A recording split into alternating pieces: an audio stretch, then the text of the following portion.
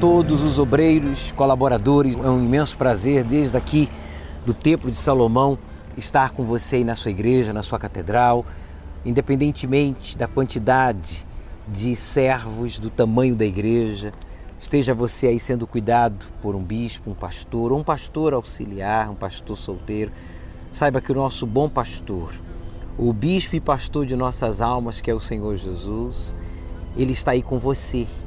E eu tenho certeza que nesse dia a sua presença, a sua força ficará em evidência na sua vida. Vamos dar continuidade à meditação na primeira epístola de João. Hoje iniciaremos o capítulo 3, versículo 1 e 2. Nós iremos meditar, mas antes, deixe-me fazer uma oração.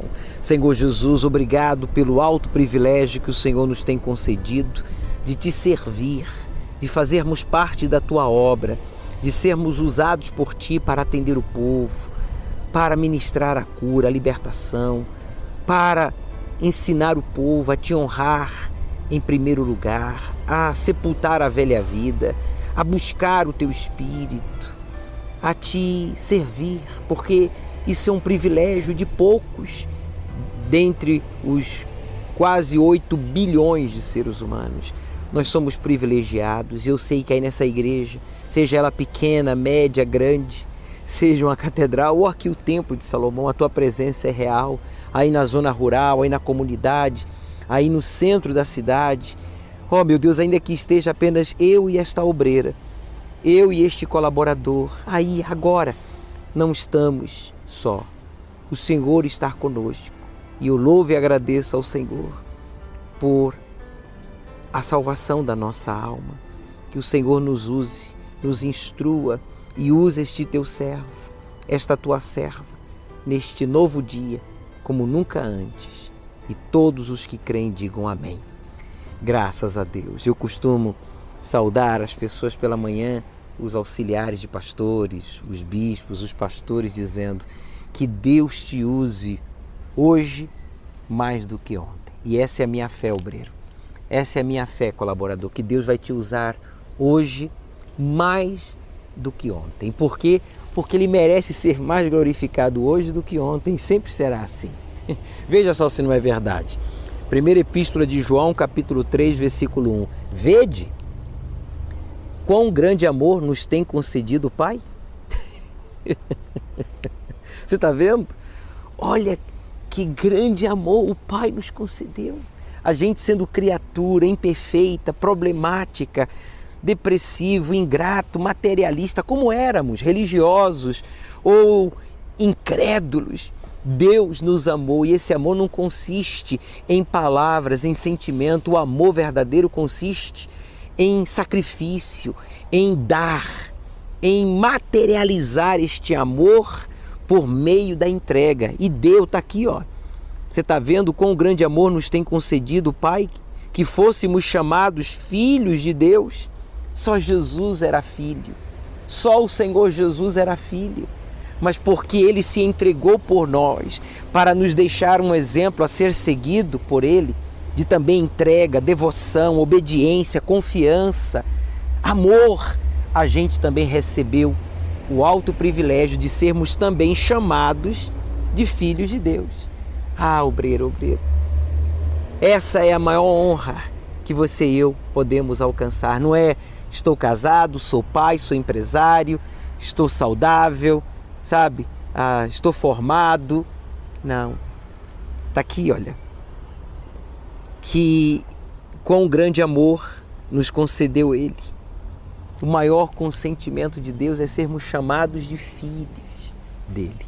Filho de Deus.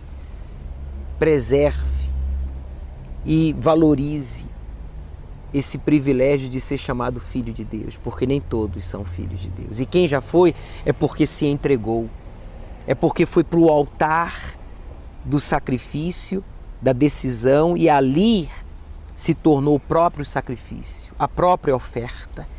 E então o Espírito Santo veio sobre nós e nos possuiu, e agora quer nos usar a sua boca, usar os seus olhos, as suas mãos, os seus pés para buscar os desviados, afastados, os que nunca estiveram na Igreja Universal aí na sua cidade.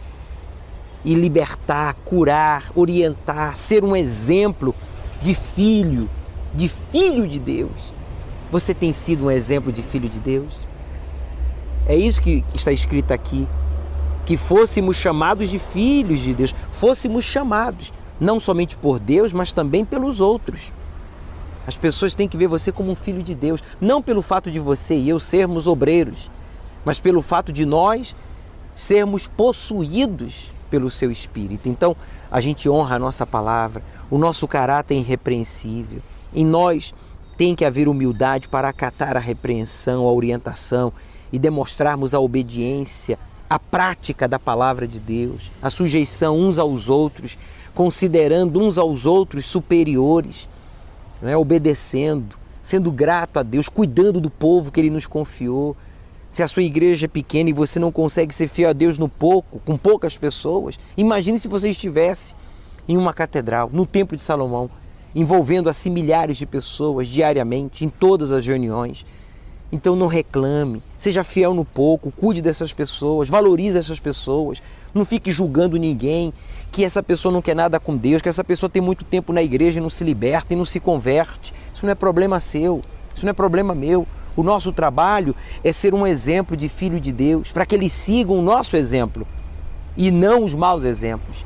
Não julgue ninguém, não exclua ninguém, como também você não deve se excluir da responsabilidade de cuidar do povo, cuidar da igreja, atender o povo, cuidar do altar. O altar é você, eu sou o altar, para que então tudo aquilo que a gente faz para Deus, apresenta a Deus, seja aceito e aprovado por Ele. Diz aqui o texto, por isso o mundo não nos conhece. Não espere reconhecimento do mundo, reconhecimento social, que as pessoas não me valorizam, que as pessoas onde eu trabalho, onde eu vivo, não me reconhecem. Meu amigo, o seu valor é espiritual e esse valor vem de Deus. Está aqui, ó. O mundo não nos conhece porque não o conhece a Ele. Então quem não conhece o nosso Pai também não conhece a gente. Quem não valoriza o nosso Pai não valoriza os filhos. Você está sendo desprezado, você está sendo humilhado, perseguido, criticado por causa da sua fé, não negue a sua fé. Se você é filho, você deve ter prazer em ser chamado de filho de Deus e de honrar o seu Pai, porque você já é reconhecido pelo Pai, você não precisa de reconhecimento de ninguém, você não precisa da amizade, da simpatia de ninguém, você tem que ser educado, gentil, você tem que ser uma pessoa, de caráter ilibado, irrepreensível, para, como filho de Deus, evangelizar aqueles que não ouvem, né? Não querem ouvir, mas eles vão ter que ver em você a luz que vem do Deus vivo, a luz que vem do Pai, que é o Espírito Santo. No versículo 2 ele diz assim: amados, agora somos filhos de Deus, agora. Para de olhar para trás, pare de ficar se condenando pelos erros cometidos. O passado já não deve fazer mais parte do seu presente. Então ele diz: agora, amados, somos filhos de Deus e ainda não é manifestado o que havemos de ser. Então, na verdade, a verdade é que você e eu ainda não fomos manifestados como devemos ser, seremos, quando Jesus venha nos buscar para arrebatar a igreja e nos livrar da grande tribulação que está prestes a vir sobre todo o planeta Terra, como nunca antes em toda a história da humanidade, nem mesmo na época de Noé, nem após. Meu amigo, o que vai vir, o que vai acontecer nesse mundo, tudo que já aconteceu de ruim, guerras, pandemias, recessão, depressão, tudo que tem acontecido, se juntar é cafezinho diante do que vai acontecer depois que Jesus arrebatar a sua igreja. E quando a gente for arrebatado, está escrito que em um abrir e fechar de olhos vamos receber um corpo glorificado como o de Jesus, que é o nosso real estado. Mas você não pode esperar ser arrebatado para assumir o seu real estado de filho de Deus. É o que ele está falando aqui, olha. Amados, agora somos filhos de Deus e ainda não é manifestado o que havemos de ser. Fisicamente, ainda não. Mas espiritualmente você já tem que ser esse filho. temente, fervoroso, corajoso, humilde, sincero, disposto a somar na vida das pessoas que Deus lhe confiou no trabalho, em casa, na igreja, evangelizando, sendo um exemplo, né, de superação, de transformação, e tudo para que o Pai seja glorificado através de você e eu que somos o Filho. E ele conclui dizendo, olha, e ainda não é manifestado o que havemos de ser, mas sabemos que quando ele, referindo-se a Jesus, se manifestar, quer dizer, quando ele vier nos buscar, seremos semelhantes a ele, porque assim como o veremos. Assim como ele ressuscitou dentre os mortos, recebeu um corpo glorificado e ascendeu aos céus, assim também você e eu iremos receber esse corpo glorificado e ascender os céus para morar com ele e servi-lo por toda a eternidade. Seremos semelhantes a ele, porque assim como o veremos. Então a pergunta que eu tenho que fazer a mim e você, o autoanálise que nós temos que fazer a cada um é: eu estou sendo este filho aqui, nesta vida, no presente momento, na fé, no caráter, na obediência, na confiança, no sacrifício, ficando na dependência de Deus, não desprezando o altar que Deus usou para me libertar, me purificar e me possuir do seu Espírito? Bem, cada um tem que analisar-se a si mesmo. Que as pessoas vejam em nós o Filho de Deus. Bem, uma excelente continuação de reunião aí com o bispo, o pastor, o auxiliar. Tenha uma semana abençoada em todos os sentidos. E nos veremos brevemente aqui no Templo de Salomão ou nas nuvens. Até lá!